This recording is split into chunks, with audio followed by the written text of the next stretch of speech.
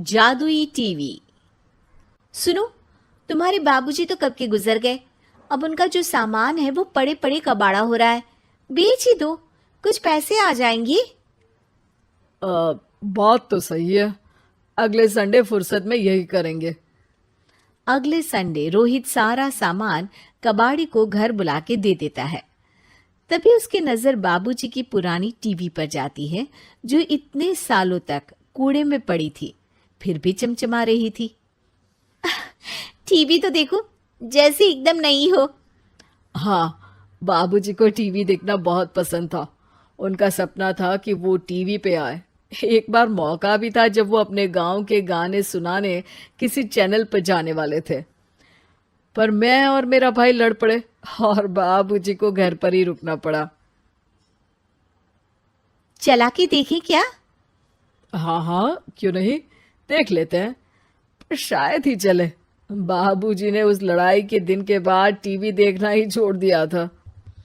TV चालू करने के लिए उसमें केबल वायर लगा दिया जाता है।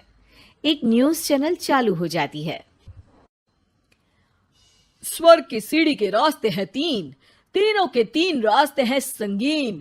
पहला रास्ता है सांप की बीन, दूसरा रास्ता घर में बिछा कालीन, तीसरा रास्ता कलकत्ता से चीन। ये क्या बकवास खबर है, कुछ अच्छा लगा दो।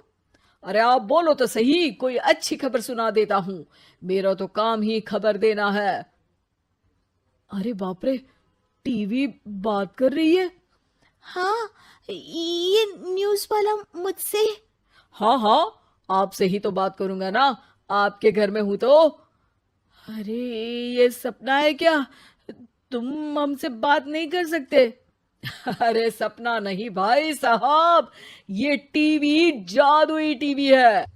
बोलो, क्या खबर सुननी है, वरना ब्रेक लेने का टाइम आ जाएगा।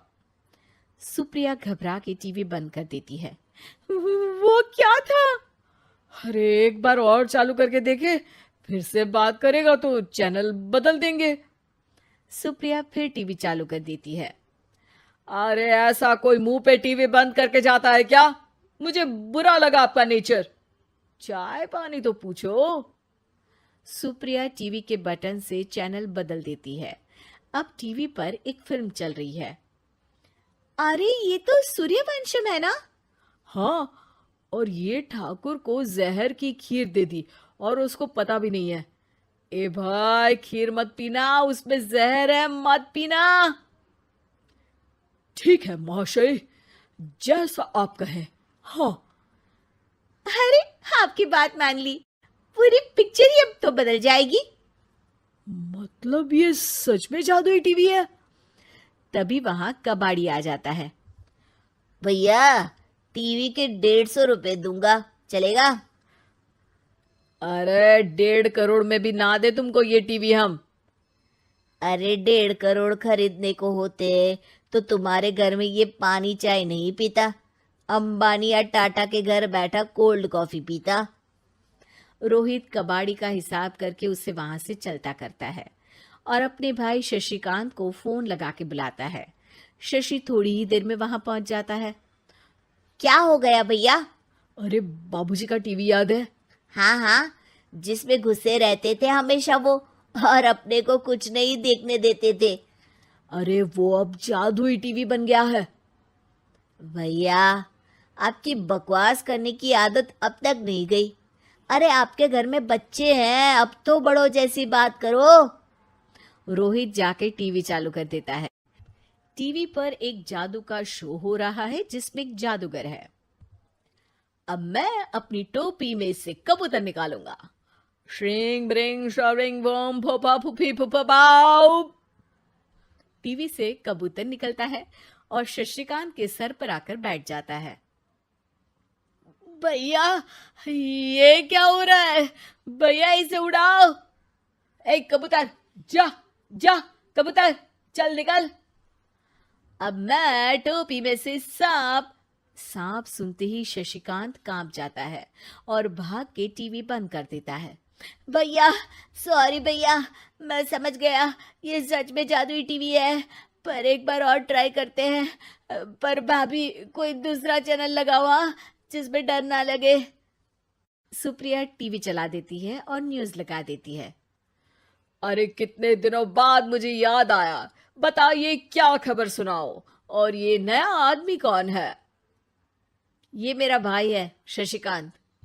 ओह यस, वही है ना जिससे तुम लड़ लिए थे किसी बात पे, और तुम्हारे बुढ़ाओ पिताजी गुस्सा हो गए थे और टीवी को संन्यास दे दिया था।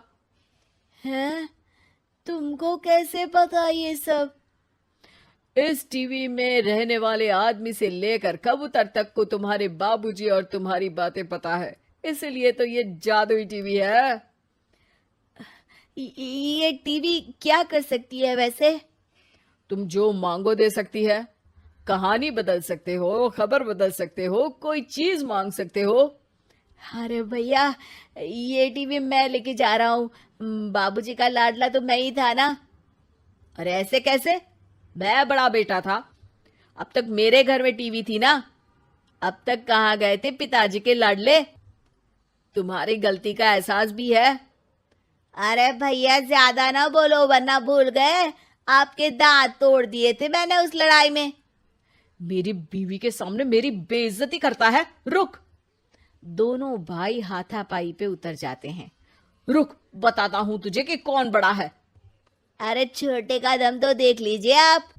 ये खबर आपके बाबूजी को देता हूं। तभी टीवी अचानक बंद हो जाता है। अरे शायद टीवी नाराज हो गया। और लड़ लो, आए बड़े खली बनने। टीवी से एक तेज रोशनी निकलती है और टीवी में बाबूजी दिखाई देते हैं। बाबूजी आप? इतना चकरा क्यों रहा है? अपने बाप को नहीं पहचानता क्या? ये तो ऐसा ही है बाबूजी। प्रणाम बाबूजी। अरे चुप कर, तुम दोनों ही उल्टे हो।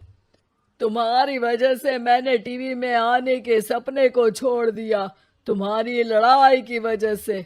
और तो और, जितना मैं अपनी बीवी को नहीं देखता था उतना टीवी को देखता था, वो भी छोड़ दिया तुम दोनों की लड़ाई की वजह से।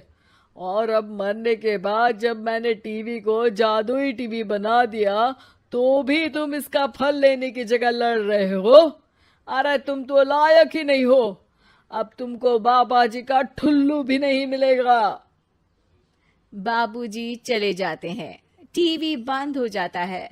रोहित और शशिकांत गिड़गिड़ा के टीवी के सामने हाथ जोड़ के बाबूजी को बुलाते हैं, पर टीवी सिर्फ धुआं निकालता रहता है।